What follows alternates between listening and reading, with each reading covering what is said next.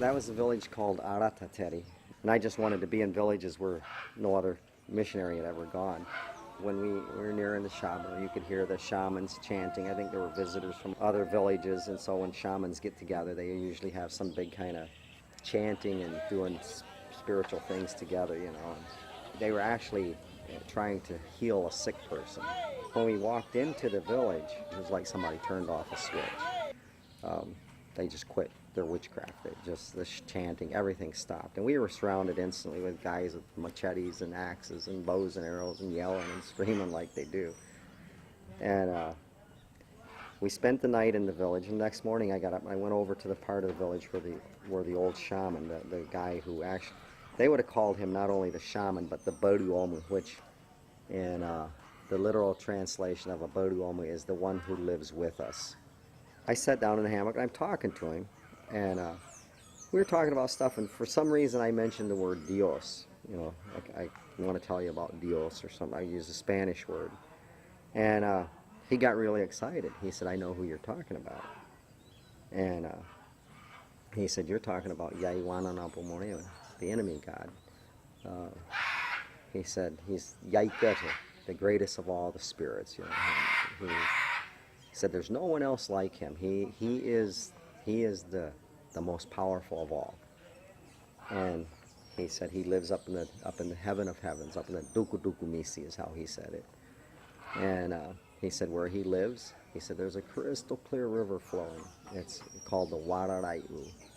And Wararai or Wararau is what they'll use for the word for a glass, you know, a clear glass. And he said if you could just drink of that water, you would never die. You'd never get sick. He said there's fruit trees up there that bear all the time. He said there's fruit all the time, and those fruit, if you ate of the fruit, he not only said you wouldn't only be hungry, he said you would never ever get sick. And he said there's beings up there that are making noise all the time. He said it's a noisy place. It's a happy place, but it's a noisy place. He said there's no darkness, there's no sickness, there's no hunger, there's no death. And I said to him, Shoabe, how do you know that? And he said, well, my children, my demons, my Hekura, have showed me this place from a long ways off. And they showed me all that he has, the beauty of what he has. And he said, but he won't share it with the Yanomami. He hates the Yanomami.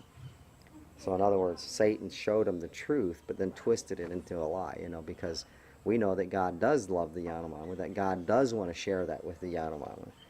And the enmity is really between God and Satan, not God and the Yanomami.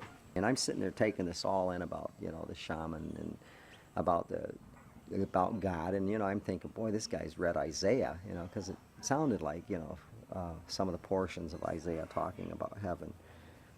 And then he turned to me and he looked me right in the eyes and he said, and you have Gamano Unhudibu Waparimabo. He said, you have his spirit living in you.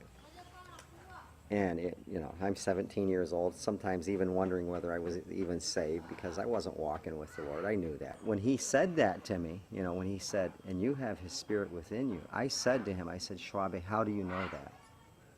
And he said, well, yesterday when you came in, because of God's spirit being in, because Yaiwananapo is there, the enemy God is there, all of our Hekura left, they're outside the village wanting to know when you're going to leave so they can come back. It was probably the most humbling experience in my life because I remember I just, on the way back to the boat, it was like a 2-day hike back to the boat, and I just wept most of the way, you know, and just realizing that God had really sealed me with his Holy Spirit, that God's Holy Spirit living within me didn't hinge on me.